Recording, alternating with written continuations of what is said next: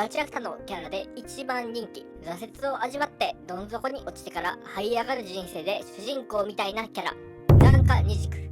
どうもポンです。今回はガチャクタの一番人気キャラ、掃除やアクター所属のギバー残華二軸の人生を振り返っていく動画になります。原作154話までの内容を含みますのでネタバレにご注意ください。ガチャクタでは今のところ年表が不明なので生まれた年は不明ですが、残華の年齢と誕生日から17年前の2月3日にカムアタリガイの地主二軸家で誕生しました。二軸一族はエリート家系で、父も母も姉も兄も人を取り締まる組織極卒の重要ポストを担っています。親も姉も兄も家族全員が優秀なので、周りからはもちろん残華も優秀でしょうって感じで、何でもできることが当たり前と思われながら育ってきました。ですが残念なことに姉や兄とは違い、天才側ではなく凡人側でした。エリート家系の生まれという多くの漫画だと性格の悪いキャラになりそうな設定ですが、かなり主人公な性格の残華。二軸一族は代々極卒メンバーなので、残華も極卒になるために極卒になるための訓練を受ける中央極卒訓練校に入ります。中央極卒訓練校では訓練や座学など極卒になるための様々な教育を受けてきました。天才側ではなく凡人側の残華は影の努力が凄まじく成績はトップで、エリート家系の天才として訓練校では有名人でした。この時の残華の目標は金椅子に座り極卒になることです。金椅子は訓練生を首席で卒業した極卒のレジェンドが座ってきた椅子。その年で最も優秀な訓練生が座ることのできる椅子になります。残華の姉京香も金椅子に座った一人です。3年間訓練に励んでいると、スラム育ちの天才ヒョウが訓練校に投入されて、これを機にエリート街道一直線だった残華の転落人生が始まります。まず一つ目の転落がヒョウとの模擬戦です。模擬戦では手も足も出ずヒョウに完敗。天才に見せかけてた凡人の前に現れた本物の天才。模擬戦を機に周りの訓練生は本物の天才に憧れる。次に起きたのが2つ目の転落、武器選定の授業で残華は大きな挫折を味わいます。自分に合う優れた武器を選ぶのは極卒に必要不可欠な能力。訓練生のみんながそれぞれ強そうな武器を選ぶ中、実はすごい武器ということが起きると思ってボロボロな棒を選ぶ残華ですが、この棒は武器ですらない、学校がミスっておいたただのボロボロな棒でした。周りからは下げ数名で見られ、かなりの恥をかいた残華。今日は何の変哲もない刀を選びます。そこで残華が味わった大きな挫折。凡人が天才に勝てるわけがない。ボロボロの棒を握ったまま、自分はこの棒と同じただの偽物と3日間井戸で意気消沈。井戸で意気消沈する残華の元にやってきたのが、まんじゅうを食いにたまたま町に来たエンジン。井戸の外からエンジンに話しかけられた残華は、武器選定の授業のことや今の心境をエンジンに喋ります。絶望している残華に対してエンジンが伝えた言葉、凡人が天才を超えればいいだけ。天才という別人になる必要はない。弱さに気づきゃ強くなれる。いつか証明してくれ。ボンが天を超えるところ。エンジンに言われた言葉で正気を取り戻した残華は井戸から這い上がります。中央極卒訓練校時代の残華は挫折と這い上がりの2つを経験して、エンジンと出会いがきっかけでリバーになって掃除屋に入ります。武器選定の授業で選んだボロボロのただの棒が今は残華の大切なもの、相棒になってます。エンジンと出会いギバーになった残華。掃除屋見習いとしてエンジンと一緒に行動。エンジンはギバーになったばかりの残華の実力を見るために近くで半獣と一人で戦わせます。半獣を倒して実力を見せた残華は正式に掃除屋入り。この時の半獣との戦闘をポロがたまたま見ていて、ポロが掃除屋に入るきっかけになります。掃除屋に正式に入って依頼をこなす日々を送ってると、ある日エンジンから珍しく通信が入ります。その内容はギバーの逸材を見つけた、残華に教育係を任せたという内容。それからしばらくして街で相棒が盗まれる。相棒を盗んだのはエンジンが言ってたルド。人の大事なものを取り出すということで、ルドにはあって早々人としての基本の教育が必要。人機を発動して教育の一環で攻撃したら、ルドは行いを反省したのか謝ってきたから行いを許すと、土地狂った顔をしてきたので再度無事切れる残華。新改めてザンカとルド戦闘開始。ルドも能力を発動。グローブで触れたものを陣地にする能力。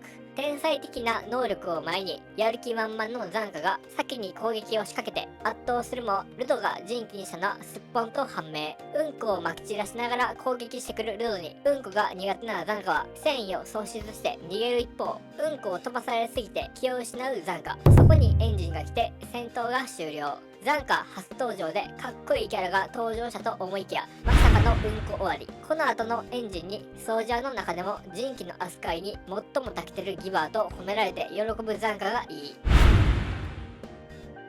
ルドがソージャーに目を置くようになってから天界人絡みの依頼が届く。ザンカはルドとウリースらサポーターと依頼に向かいます。ですが依頼はルドを狙ったアラシアの罠でした。最初に登場してきたのは2人組のアラシア。ルドとサポーターを先に行かせてザンカは1人で2人組のアラシアと戦います。アラシアの能力を分析し攻略の糸口をつかむとアラシアを瞬殺。一見落着と思ったら背後にはジャバーがいました。そのまま神経毒を受けて一時的に戦闘不能。毒が治ってきて動けるようになるとルドを助けに向かいます。ルドの能力を把握してルドと一緒にジャバーと戦闘。ルドの能力を有効に使いジャバーに攻撃を当てていきます。ジャバーをボコボコにして倒したと思いきや、ジャバーは自分に毒を使って痛みを消して動き出します。そのまま神経毒をまた食らってザンカは戦闘不能。気を失ってる間にエンジンたちが助けに来てくれて一件落着。砂漠の近域ペンタへ行くための準備を進めます。まずはルドの力の確認。ルドの能力はゴミや壊れ物に対して使えると分析する教育係のザンカ。ルドの能力の確認を終えて次はキャンパスタウンのマジナイアの元へ行きマジナイを書いてもらう。無事マジナイを書いてもらいルドのフルフェイスも完成。準備が整ったのでペンタへ。ザンカとルドとエンジン、リオとタムジとデルモン、グリスとフォロ、トームでペンタへ向かいます。ペンタではサソリ型の半獣が出てきてソージャーで協力して退治。近域のど真ん中に現れた謎の少女アモ。アモから天界へ行く情報を聞くためにアモに連れられ謎の塔へ向かいます。塔の中でアモと戦闘になりアモが陣旗を発動。デルモンがエンジンを襲いエンジンが気絶。ルド、リオ、フォロもアモの能力を食らいます。ザンカとタムジ、グリス、トームはガスマスクをつけて回避。アモの能力を食らった面々が襲ってきますがタムジーが陣旗を使い形勢逆転。アモの能力を解除します。その後アモから情報を聞き出して帰還。ザンカはアモの能力を食らうことはなかったですけど、特にペンタでは活躍がなく終わったザンカ。ペンタに関してはいいところを全てタムジーに持っていかれました。タムジーに関しても人生振り返り動画を作る予定なのでチャンネル登録をしてお待ちください。ペンタから帰宅後にご飯屋さんでご飯を食べているとアラシアがルドを拉致。すかさずソージアのギバーメンバーはルドを助けに入りトーニのワープで謎の洞窟のような場所に通されます。そこで待ち構えていたアラシア。そしたらゴミの濁流が来てソージアは分断されました。ザンカは一人になりそこに来たのがジャバー。借りを返すためにジャバーとの再戦が始まります。一度戦った相手ということもあり初見で毒攻撃を食らわずジャバーと互角に戦うザンカですが、驚きの事実、ジャバーは本気を出していない。人気の力もまだ隠していてジャバーがマジモードになると人気の爪からさらにでかい爪。一方ザンカには隠してた力はありません。急なジャバーのパワーアップに苦戦するザンカですがここで凡人が天才を倒すと意気込み気力を失うことなく応戦。ですがジャバーの爪攻撃を食らい同時に毒を食らいます。動けなくなったところに追い打ちの幻覚毒。ザンカは幻覚に陥りそのまま敗戦。しばらくしてリオに助けてもらいます。ザンカが戦闘不能状態の時にアラシアが戦線を離脱しルドたちソージャーがバカでかい半獣を掃除して無事帰還。病院に入院してエイシアの治療を受けます。パワーアップしたジャバー相手にザンカもパワーアップすると思いきやまさかの敗戦。今回の戦闘ではザンカの覚醒が見ることができませんでした。負け続けるのは嫌なのでもう一回ジャバーと戦ってその時はザンカに勝ってほしいです。ジャバーとの戦闘で負った傷の治療と食らった毒の解毒のために入院するザンカ。ルドやエンジンが心配して見舞いに来ました。そそれと同じくまじない屋のレムリンも登場。実はペンタに行く時に書いた残花のまじないだけふざけに特化したまじないでした。体の前で力こぶを出すポーズをすると腕がムキムキになるまじない。自分がふざけたせいで残花は死にかけたと謝るレムリンですが、残花は責めることなく、今回負けたのは自分の力不足。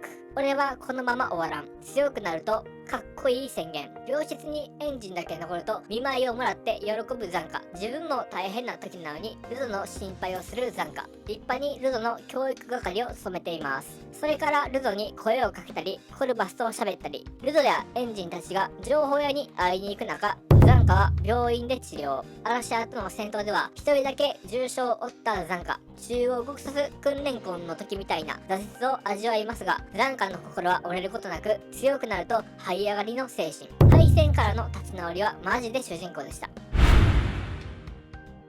ルドたちが情報屋から得た情報、ノルフェスに行き白いカラスを探せ。白いカラスを見つければチョーカーメーカーの居場所がわかる。ということでルド、エンジン、リオ、アモ、フー、エイシア、オーガスト、残花はノルフェスに行きます。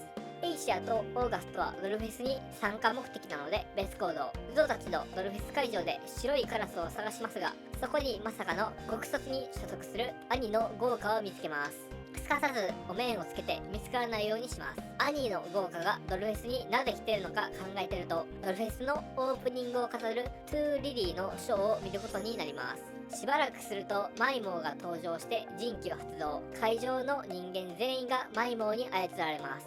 残花はマイモーの部下ギルと戦闘開始。バットで弾を撃って攻撃してくるギルに対して残花は前段弾き、修行の成果を見せつけます。その後極卒のサポートもあり、ミルドレッタがマイモーを狙撃。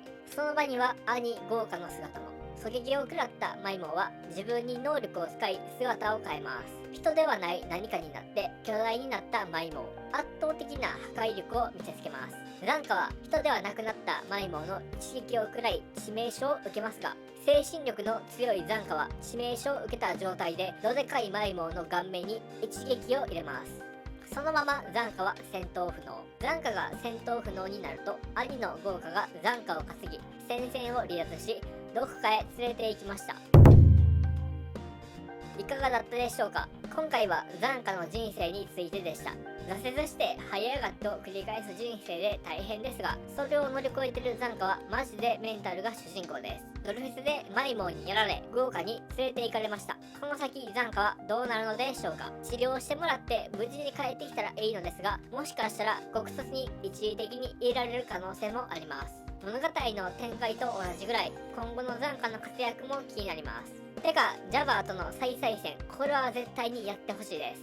皆さんの感想があればコメントで教えてください。以上、チャンネル登録と高評価お願いします。